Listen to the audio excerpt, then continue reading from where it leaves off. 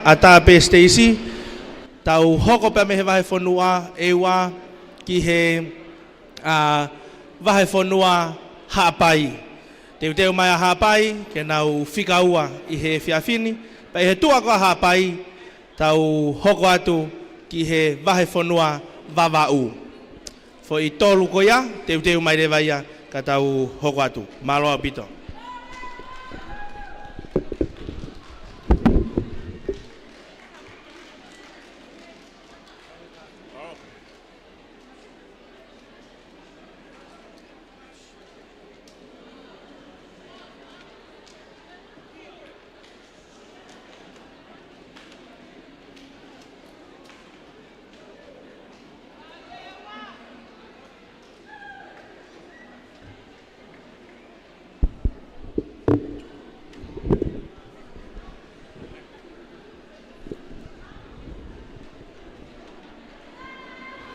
Kore veke wau ufanga atu he whakatapu. Kai ata apa mai wahe whanua e ua. E Fakafe'Iloaki atu ki mautolu. Koe katoa e ki kau wholau Kuini e konferensia tau tupu me wahe whanua e ua. Koe ki wahe whanua sisi taha ni i tongani. Pea koe mau hene e po ni mau i e tokolahi ko e toko nongo fulu. Pea mau whiawhia au pitu. I he kau mai e whiawhini. Kau whio. Pea hange ko e kamata e tau Polokalama. O ku whamawhana. E ku mahino ka te tau tolu. E tau kātoa ngā i senturi e lotu kau maa e tau kaweinga. Ke tau mau lau maari e maani on. Tare kita. Koe mau whakaosi, neongo koe ki wahe whanua si pe. Ke kia ha mea e mau, he Fakafe'Iloaki atu. Koe mau ki Kuini mau lere mai moia ke kau e tau Fakafiefia e po ni. Koe ki pānga pe ta awhe ni mange au. Malo.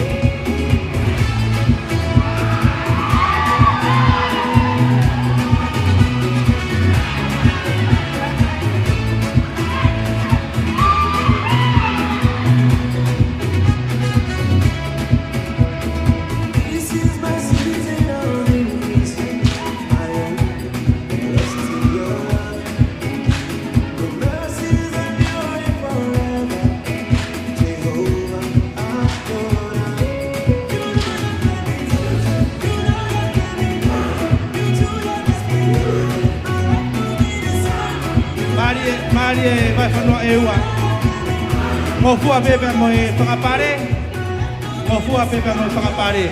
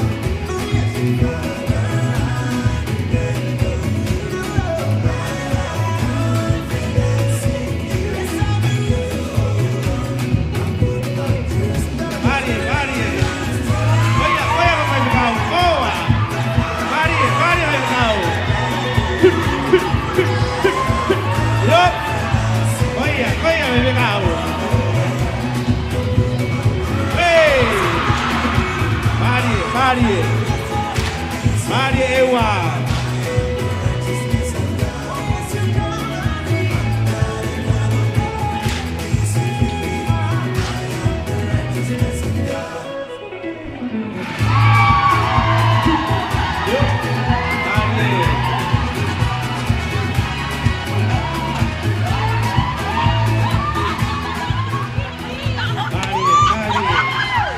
Pasi vai whanua e wā. Tapo nau item Fakafe'Iloaki Ngaahi whamaloat. Ai whakau e ongo pot maue, kau maa ai kau tak pot maue pa me he vai whanua e wā. Tau hoko atu ni ki he vai whanua hapai. Nau hoko mai mo nau item Fakafe'Iloaki I he whiawhini. Peka hiri ai vai whanua hapai, tau hoko atu ki he vai whanua wawau. Tau lotonga whoronga ni ngahi vai whanua ki muri. Hapai, ewa hapai baba. Ko ngahi vai whanua ia ki muri. Tau kamata mai me ngahi vai whanua ki muri. Tau tau whok mai ki tonga tapu. Lava hapai, hoko mai, lava ewa, hoko mai hapai, pea pefok ki baba. Hapai ko mo whainga marien.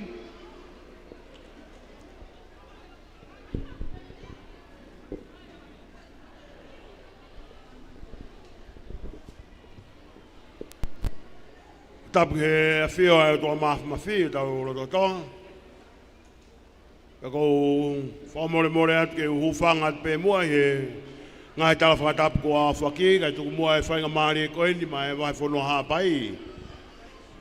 Ke mau whawhawai pe e Fakafe'Iloaki o e pon, pe mo e fia, ko hui e tau ausia mai e kātoanga e senturi o lotu, e pehe ki he ki Polokalama Fakafiefia ai konferensia e tautupu mau kau ki ai.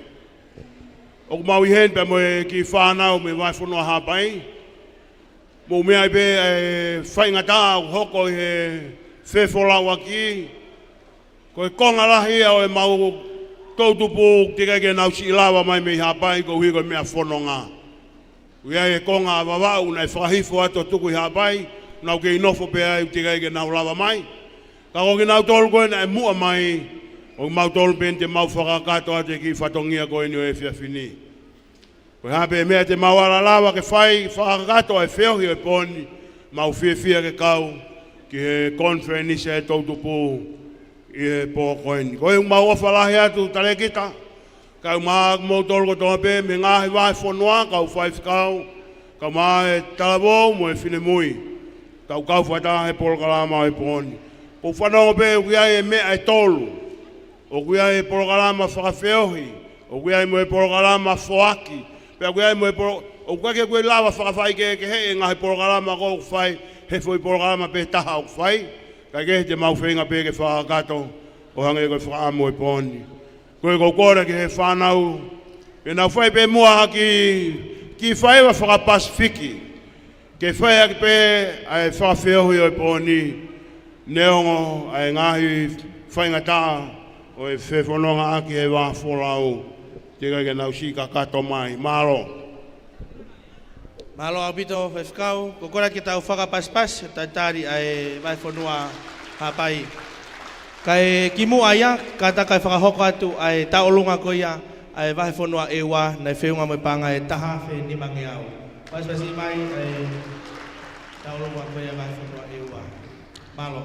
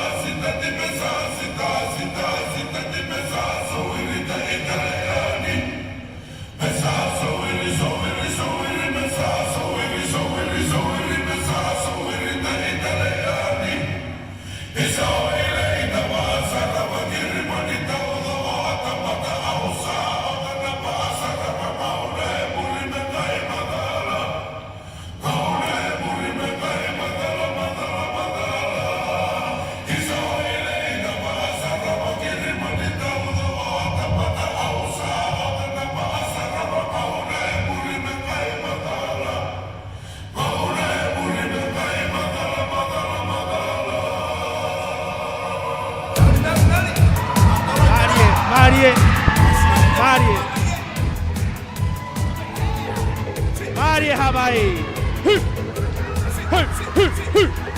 Yup. Oa. Shep, Marie Hawaii. Way.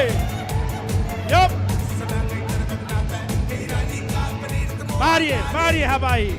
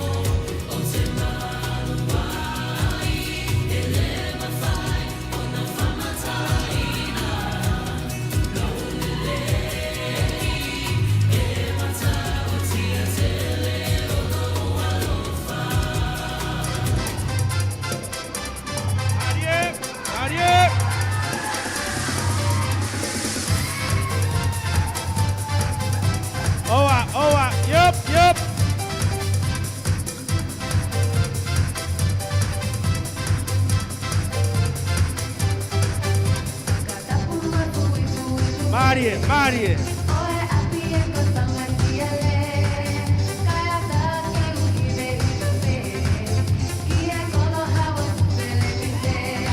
Yup.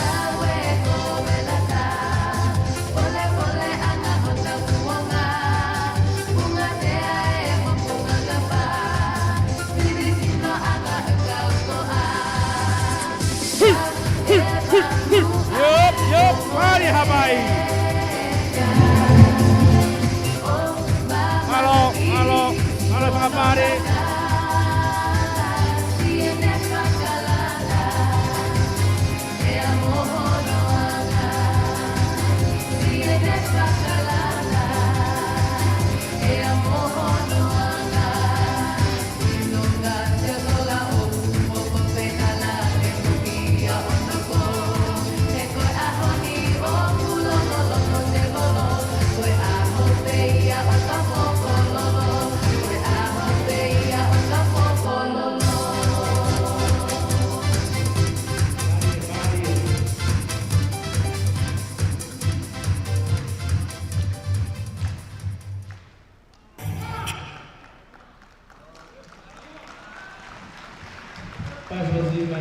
Vai fonua hapai. Tomau ai kai tana ki tau pare. Malo hapai. Koia. Please correct the money for the church. Teu mai vai fonua babau. Pega hiri ai vai fonua babau tau fononga rewa ki ngahi. Pot vai fonua koia pa mei muri. Australia. Pega hiri koia Australia, Amerika. Pehoko ki nusila pa tātuku a tonga tapu. Teu mai ai vai fonua babau. Pega hiri koia vai fonua babau tau fononga ki Australia. Ko kore atpe ngahi vai fonua koe kua slava ho mo ngahi Fakafe'Iloaki mo ngahi whaiwa. Kata ke kau takpot ngā ue o whafok mai mua e tau whanau ki he loto holo. Kau hi ke whakakato e tau Polokalama i he ahoni. Ka hiri koe ho mo ngahi aitemi, mo whoki kotoa mai ki heni, na tau kamata whakataha pe, pai tau whakaos whakataha.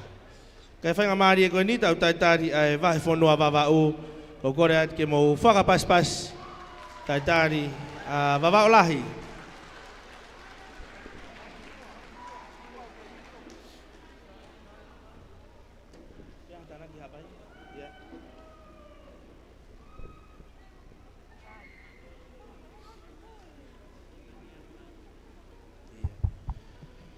Rotonga koe aku whanonga mai a wawa o ke Stacey, whahokat mua ki taulonga e vai whanua hapai, nei whiunga pa moe panga e nima ngeau ma nima noa. Nima noa. Malo au pito. Hapai. Wawa wen.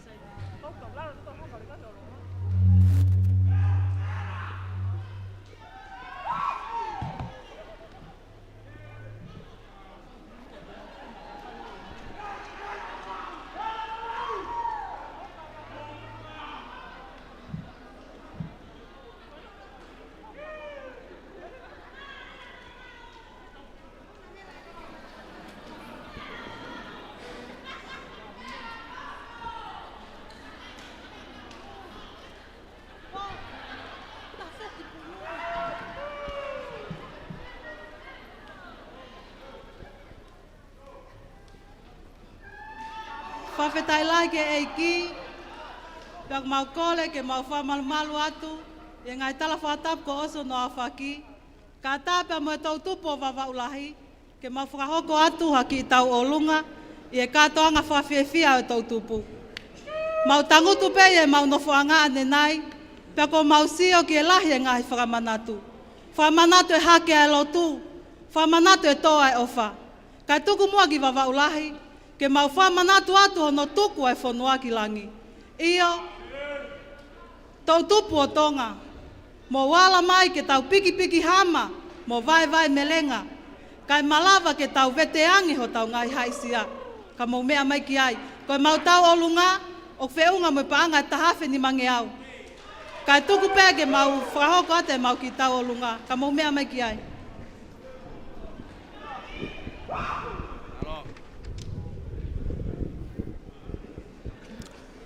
Mari babau.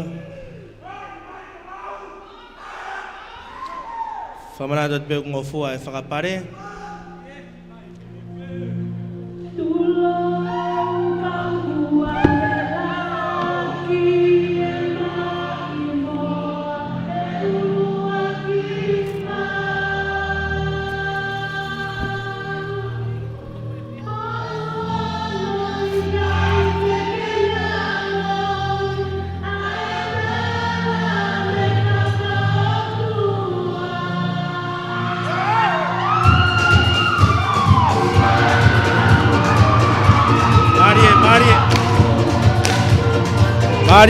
Mari babau. Yup.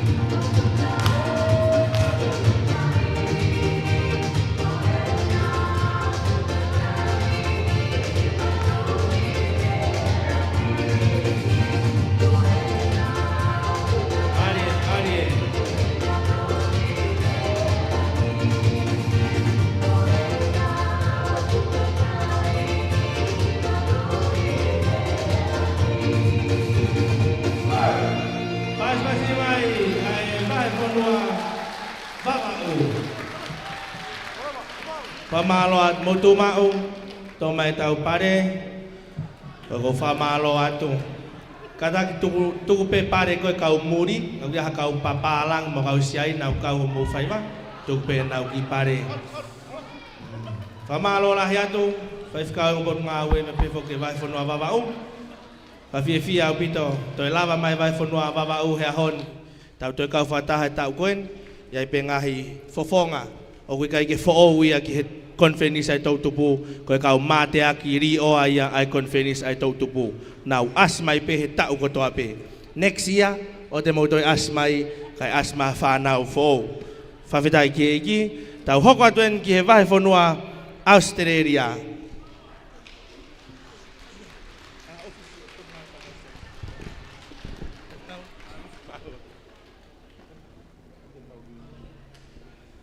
Tapu ke afio e toltaha i o tua e tau lotolotong. Kako kore ke u whamalmalo at pe tala whakatap kakato e whanua mo lotu ko kamata ake a whianga koen.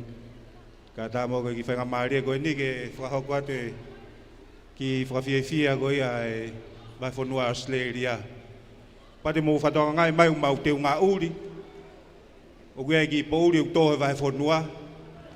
Pako ki po uri ko ia ko po uri ko to ai pe foi fa ko na whanongo ke ane nai. A au ai pe ke whakapare ko po uri moia. Na mo mau ki teu ko fai o ku kei po uri pe moia. Ka mo ka ataki pe ka pau te mo mea mai o ku kei po uri pe mau mea ka atoa. Ko he ku ai ki po uri to o mau ai whanua. Mea pe mau ngang mau tolu o po uri o mau te unga o kei Fakafe'Iloaki pe o mau loto.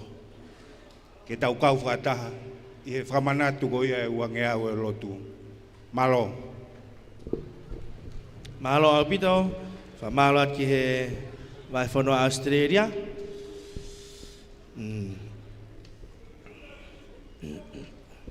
Teo mai mo e vai whanua Amerika. Pas mai e vai whanua Australia.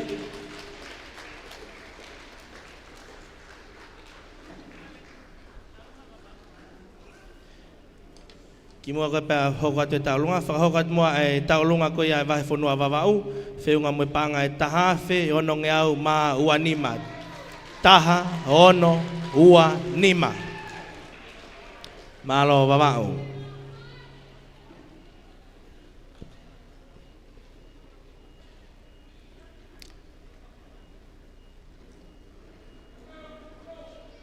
Toi aia toi whi puna o tā, pou. Aussie, Aussie, Aussie!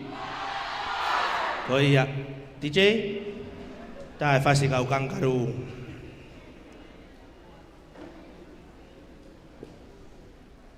E tua koi ia e vai whanua Australia, teo mai ki e vai whanua Amerika, Hawaii.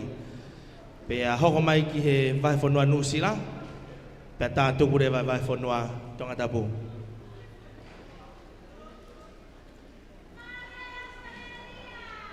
Katak pe ngahi vai whanua, whakao mai homo ngahi whasi ki mua, ki he DJ.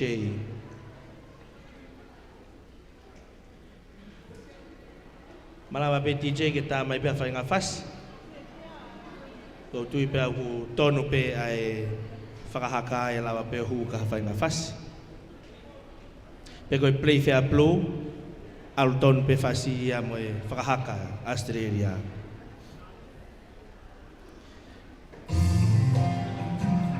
Marie, Marie.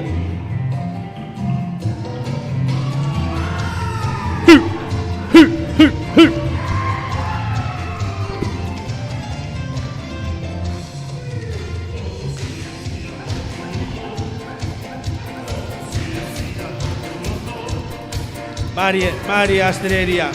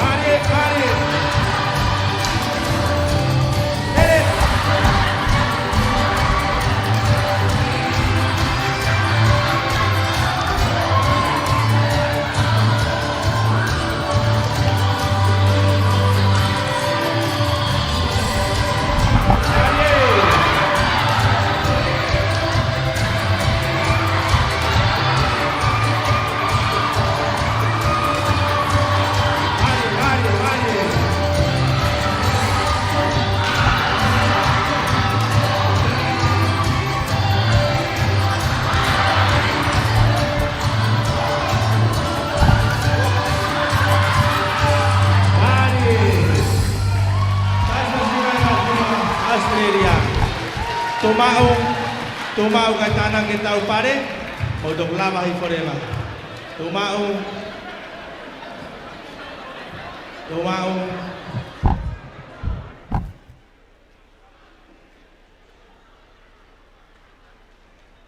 Malo apito Australia. Mulava mai reva kilalo. Famalo ati he item fa fofa ko mo fa ho ko magtau tol I he fiafini. Agora que tá o fogo mais pas vai for no Australia.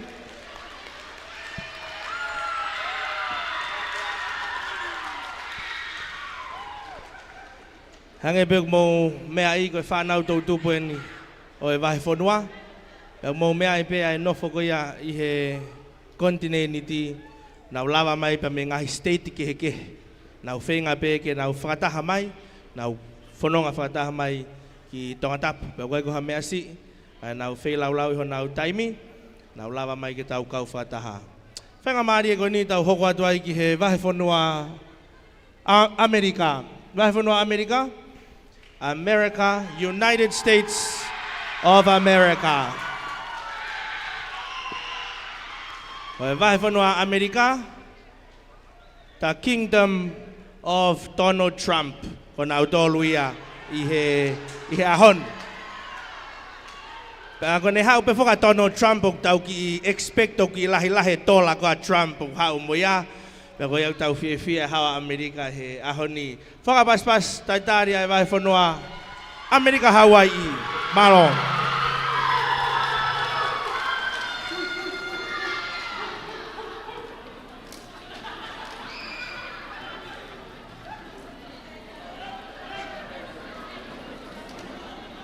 Metai lai ki hoto mak.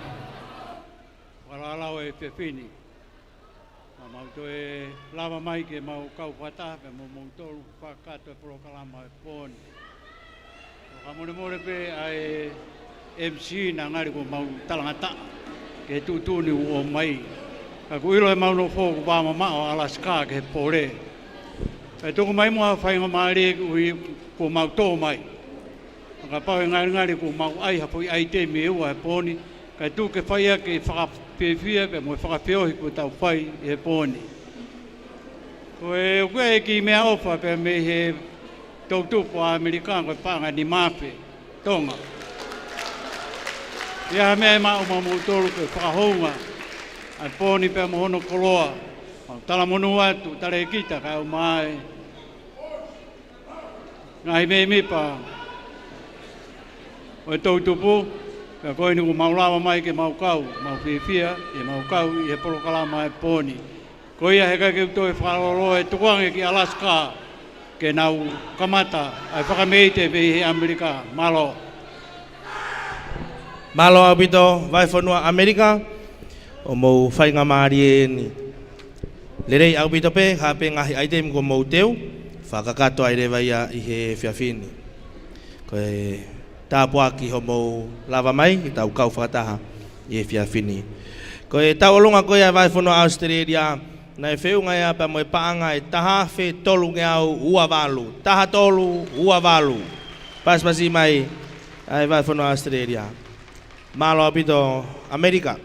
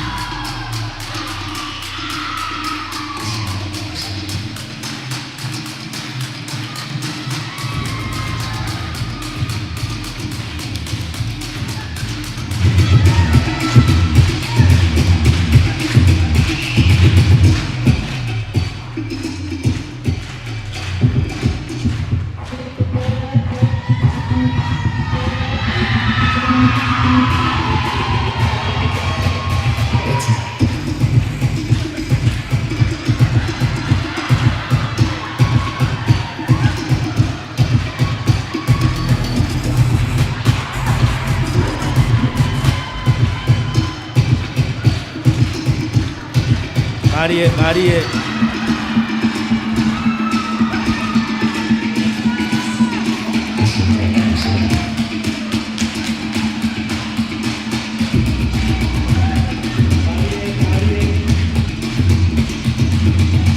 Koia tatang pe kau mafana pe tabaki.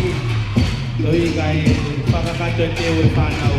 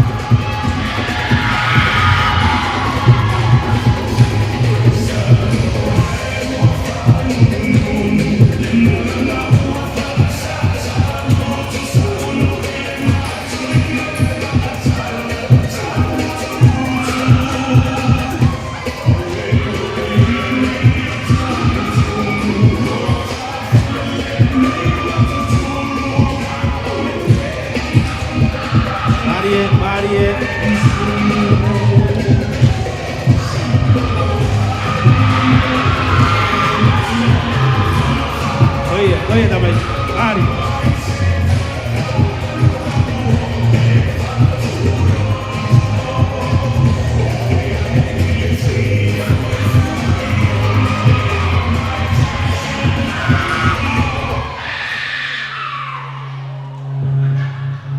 Mario.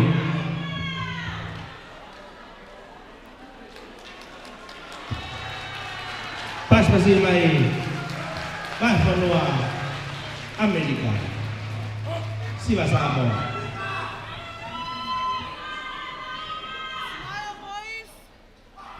Mario boys, lava girls, Hogadenge boys. Go America, go.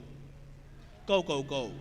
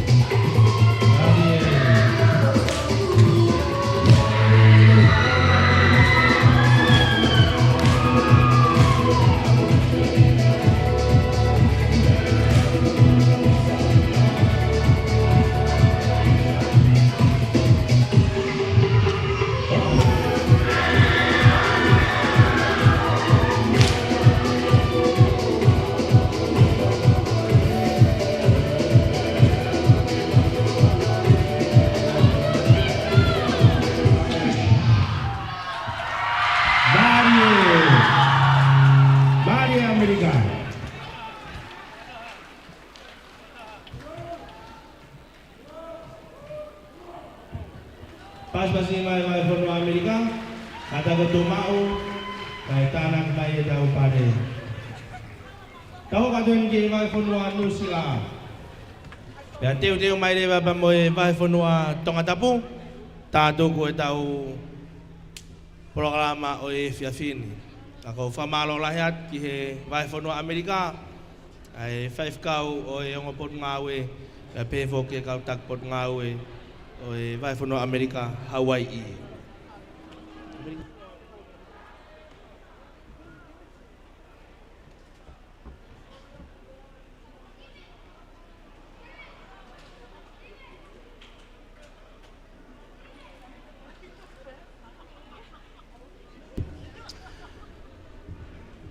Kata ki ngahi vai fono ko na ko lava ho mo ngahi aitemi, mo foki ko to mai ki he loto holo. Kata ke kau tak pot ngawe, fok mai ho mo fana pot ngawe, tau kau fataha ke faos ai Polokalama Fakafiefia. Feunga ai tek ko ya ai vai fono Amerika, pa mo paanga nimafe 5000 nima noa malo abito vai fono Amerika. Fai nga mari ko ni tau fono nga he ki he land of the long white clouds vai fono New Zealand.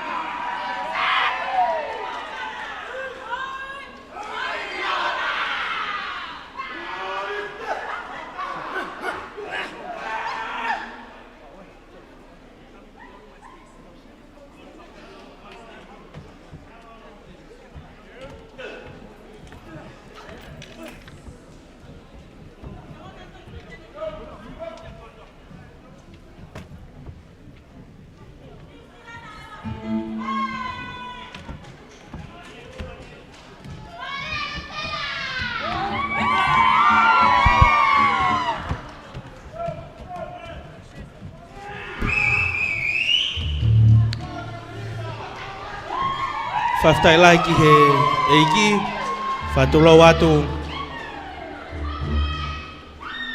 Fatulo watu tandai tare kita kau maa ai Palestina tau tupu ai tu pe mua ke Fakafe'Iloaki atu ai vahe fonua New Zealand ko kau fononga kau folau o ku kulupu e ua pe ko kulupu kon nau te unga hina mo uri ko vahe fonua sia spesi dia na tatai na ya tonga Pea kia kau whafufongai, pea mehe wahenga au kalani, pea pehe foki ki tua au kalani, o nau lava mai o mau kau whataha i he whiawhini.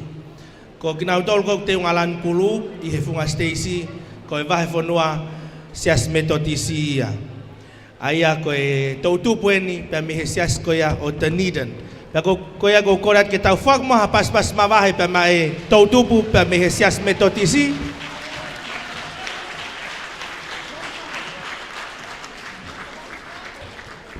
Na nau tu pe o pore ke nau kau whakataha pe moe vai whanua no sila. Na ko tui ko lau maari e senturi wa ko kau whakataha ke whakawheta ko hi ko e tāpua ki ai o tua ka ke ngata pehe we siriana ka mai tonga hono kotoa pe. Pe ko ia e whakahoko atu ai mau item koeni neongo ko ongo kulupu e ua ka ko e vai whanua pe taha we are all from New Zealand.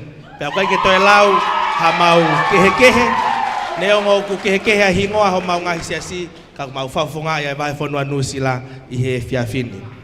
Whahoko at lewa mau item koeni ko hiwa whaka mauri pe ko Fakafe'Iloaki whaka mauri i he whiawhini. Pea ko iai pea toko hoko atu e mau ngahi item i he whiawhini. Malo au bito.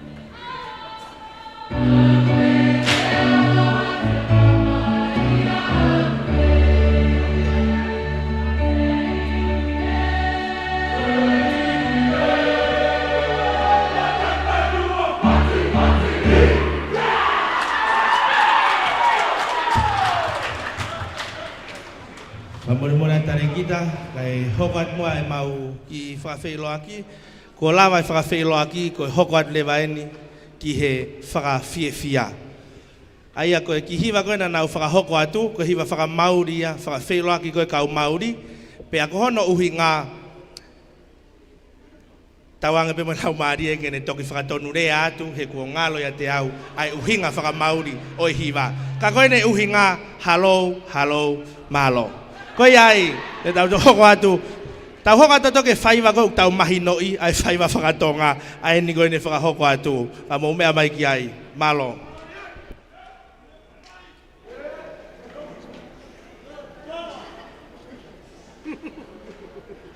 Kai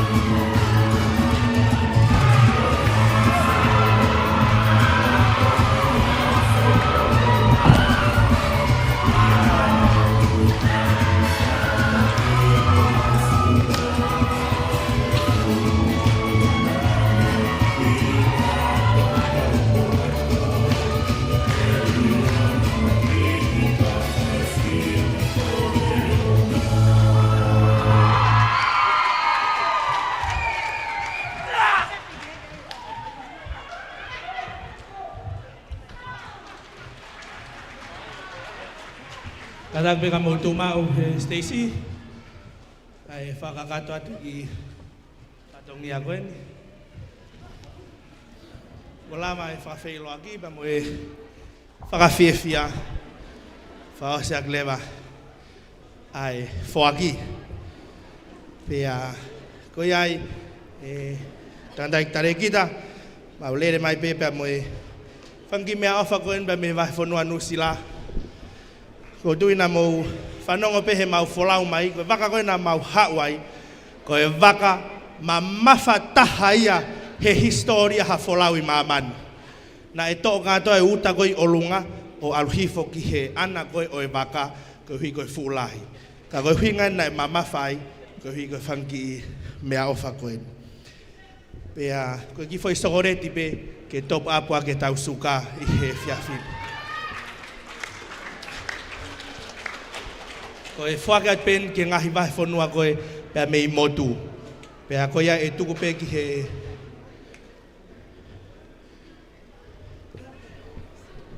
e tuku at pe ki he kau ofisi, tatai tare kita, pia pe fok ki he laptop koe ni, koe mea ofa ia ki he wahi whanua haapai. Koe ia eko, kore atu ki he whaiwhekau, kata ki o lava mai pe o mau atu ai ki mea ofa koe ni. Kau hi pe koe nai tala mai, whahoko mai e he kau whakataha, nai kai ke fu atarerei e ne sumuange koe ki he whakataha koe kau whaiwhekau, pia koe ai o ai ki reptopu koe ni ke tokoni ki he ngāue. Whamore pe ngahi vai whanua motu ke he, ka pau mo whema reptop tok tā mai kau toki whakau I au ha a muiange. Koe a koe ki mea whapeia, pia moi ofalahi atu ki he wheitona, tareki tapa pe whoki ki he paisten tautu. Malo au pito, te vrewa hea e whaohaa kau tau atu. Teu punou. Teu hui mai pare ki te pire, pia mo lava rewa ki tua. Malo au pito nusila. Tau hoko atu ai pe ki he wahi whanua tonga tapu, pia mo e taulunga tapu ni o e fiafini tonga tapu. Kata ke tanak mai tau pare, nusila.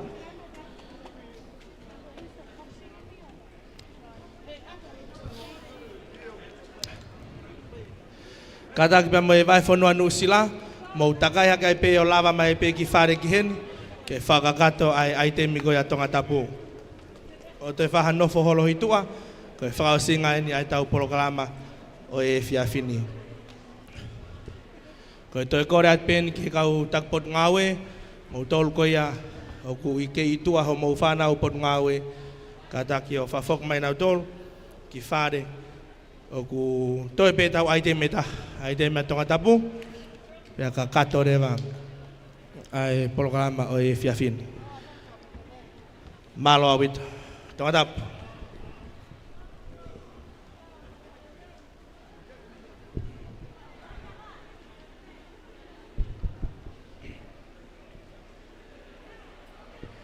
Talu ai e kunofo pe o lau, si sue ko si o hopo a te au. Ko tō he a Fiona e mauini kotoa, pe au tok whakamalo he kaha o.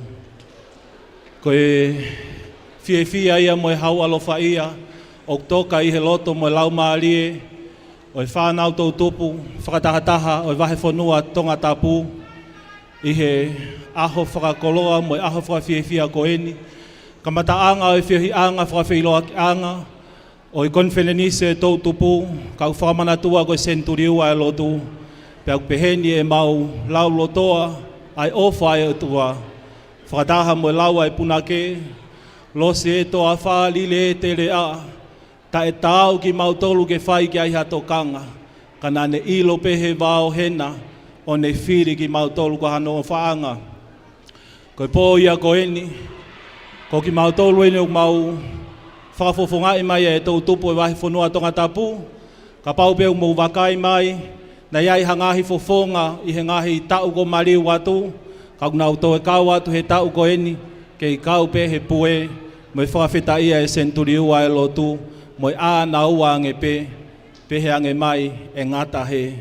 Kai kehe uki ai e fiefia lahi, ai wahi whanua tonga tapu ke kau whakataha me ngahi wahi whanua kotoa pe, ki he Palestine tau tupu kau mai no kau tokoni, sikeli tari kau mai no kau tokoni, kau mai kau takpot ngā ue me ngahi fofonga e kau taula eiki, kau mai ngahi pot ngā ue kotoa pe ngahi wahi whanua. O mau ofalahi atu ki ho mou ngahi fofonga, kau mai tari lelei ki mou tolu, ke tau kau whakataha I he konferenisi. Hono te au maua, kau mai whakamanatua e senturiua e lotu, I ho tau ki whanua. Ko I ai, ko e fiafini, ko I ki whakameite, mo I ki whakafiefia, Fakafe'Iloaki, e whakafofongai atu he pot ngaue, e he tau tupu whakatahataha tonga tapu, whakatekteke ak pe ia ki tola pe taha. Kai tuku peke ai o tua e langi mo koloria, pe kene kei a ana e tau mea kotoa, ka mou mea mai ki ai, malo au pito.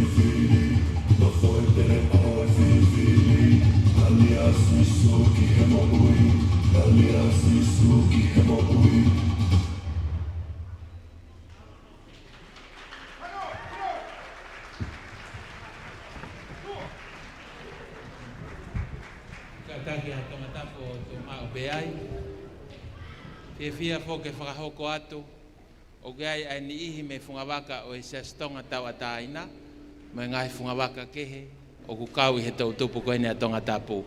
Mo katako paspas mai ki ai. Senturi ua ia o e lotu, kai ke ngata pe he saspo e siriana, kau mai me sestonga tau ataina, tau pe foki tau wakai atu ke kau muri, unau kau mai pe me he ngahi, wahi whanua koe ki tahi, Paku honga apito ke tare kita me potunga awe Fakafe'Iloaki apito ai kau mai kau muri. We also acknowledge those of you, our brothers and sisters from overseas that have joined the item from the outer islands. Thank you so much. Kore ke tau te whaka paspasi ki he vai whanua tonga tapu. Malo apito whamalon ki e Palestine tau tupu, tu maua I tonga tapu. Kai whakaunga te ngahi taolunga koe ni. Koe taolunga koe ai wahi whanua Amerika, ni maafe te au, ni mataha no noa. Tau whakapaspas wahi whanua Amerika. Koe wahi whanua New Zealand, whiunga ia pa moe paanga e whaafe.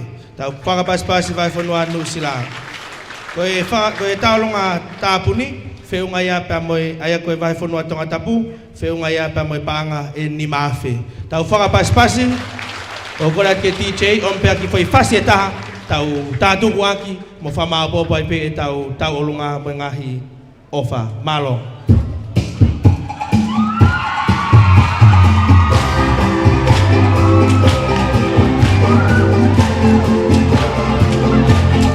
Fakafe'Iloaki kiloto fare ngahi tau tupu mo me hake ke tau Fakafe'Iloaki i he boni play fair blue.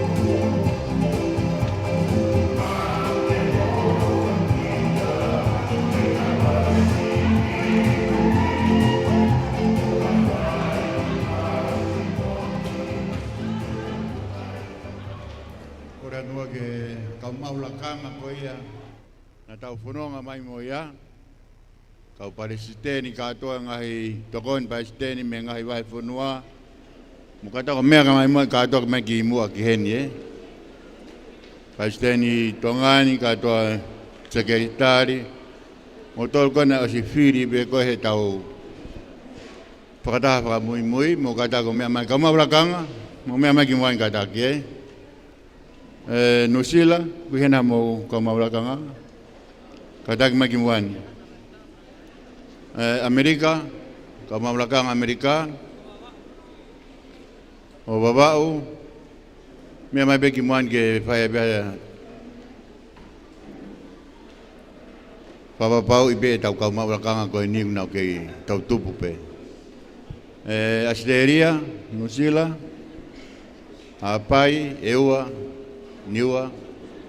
Kadang mai kata pe ki mua ki ni kata ki whakabawe be tau ai whilakanga koe ni kata mai be kau maulakanga na koe na ke oskau ke ki komit ngawe koe ni kau maulakanga ai tau tupu konferensi kata sekretari na whiri koe ki ai kapau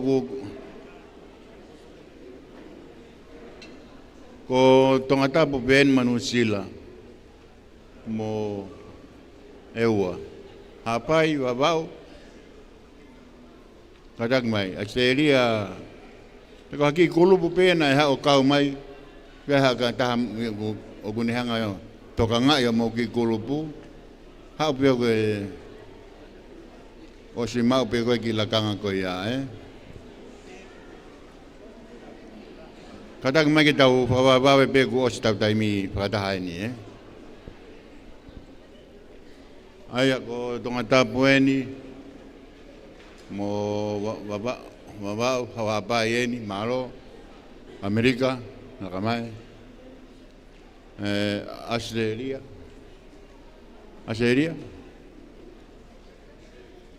tu mai biar tahan na forma tua he tau tupu Palestine me ke sekretari. Pe ka mau lakanga peni na tau fononga mai moia. Ka ku e ke atu pe fotu mai. Tau fotu pe ka mau lakanga ko ni ke hoko ate. Ya fotu. Fotu mai ya bobo. Ya mto lot kai fra ka monima.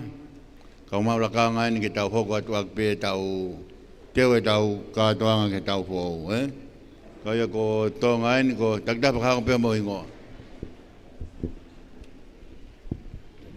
Malo Fakafe'Iloaki ke pensimana ka ula tonga fia ke ka fata mo ko tolo pa mo tau ka ngawe I tau Kuini malo apita.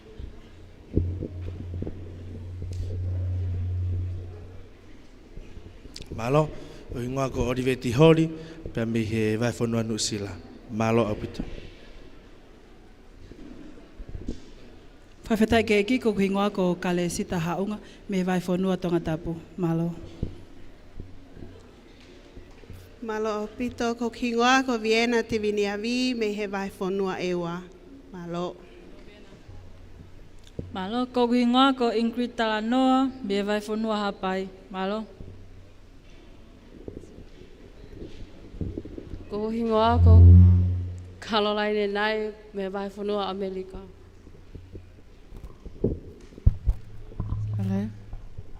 Malo lele ko hingoa ko mere tupo me he vai fonua Australia. Malo lele ko hingoa ko nuni ai ka buka me Amerika. That's okay.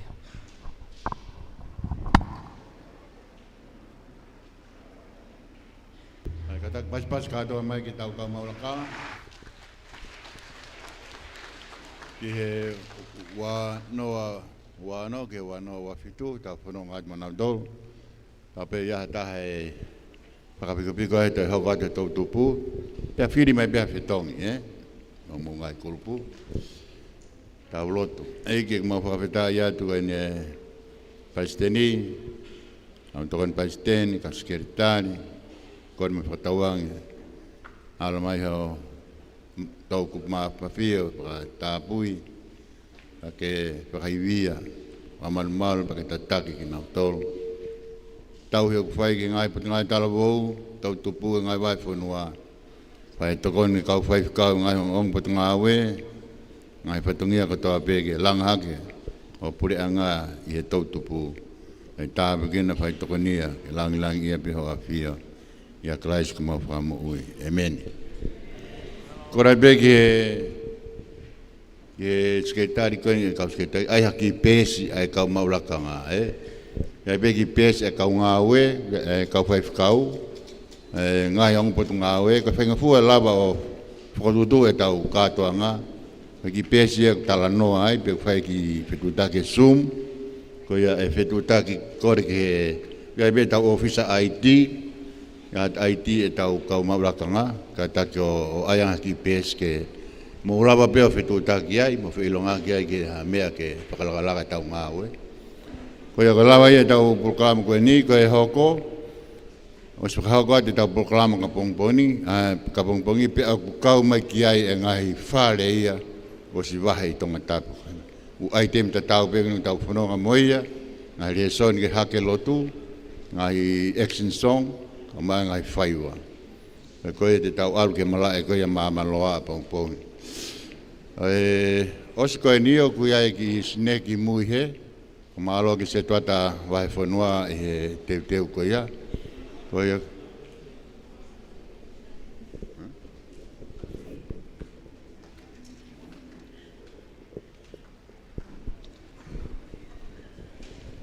Koia ko kahiri pēni mukata ko mausaki mo whanonga whakakul tak taal whakawai whanua atpe.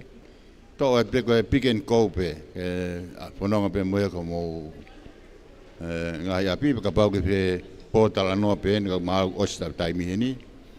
Koia koe ki mea tukon tau whamalo vek se tuatalahi, ia e tapa mai koe e tau hiki tau tolu, ki lotonga tau konferensi. Whiunga, ofa koia e ua, ta hawhe ni mangeau, hapai, ni mangeau, ni mangeau ni manoa, wawa o ta hawhe ono ngeau wa nima, Australia, ta hawhe tolu ngeau, ko Amerika ni maafe tiau, Nusila ko faafe, ko tonga ko ni maafe. Pakatoa ia, panga ia wa mano. Pas katoa, malo e.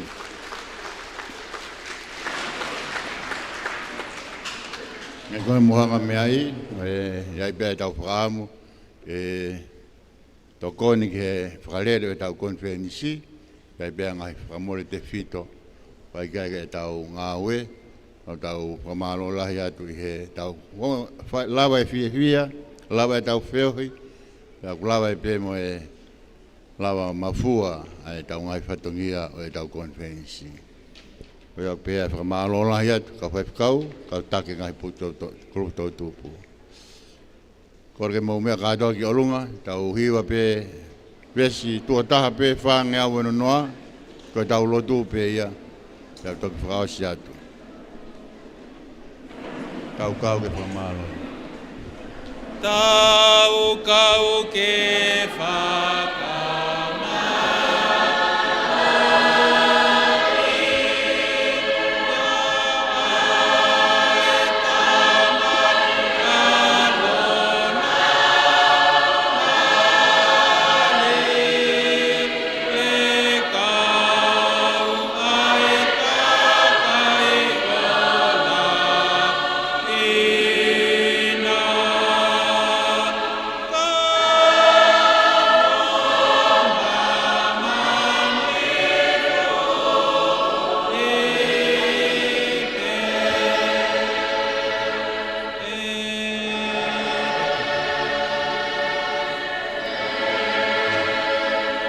O toa mafi, mau whakamalo atu ka te koe, ka hui koe katoa ngā whiawhia ku mau whai he Kuini. Mau whakamalo atu ka hui koe ngahi ofa ko toa pē, kua whaki he ngahi wahe whanua i he aho Kuini, hui koe tokoni ki he ngahi whatongia o i konferenisi o e tau tupu. Whatahai e o toa pēr mo e ofa kua teu se tuata e wahe whanua, ka hui e o toa koe konferenisi o e tau tupu. Tuko o toa ka mau katoa i nasme ai, malohi o mau sino ke hoko atu e ngahi whatongia. Iai ha mau whoke atu he whiawhini, whawhokhau ki mau tolu, ki mau ngahi, nofu anga takitaha. Tako e kresia e ki ko sisu kalais, o whalahi atua ke tau tamai, whiohi me lau maari e mau ni oni, te mau tolu ko toa pē, e whai pē o tae ngata, amen.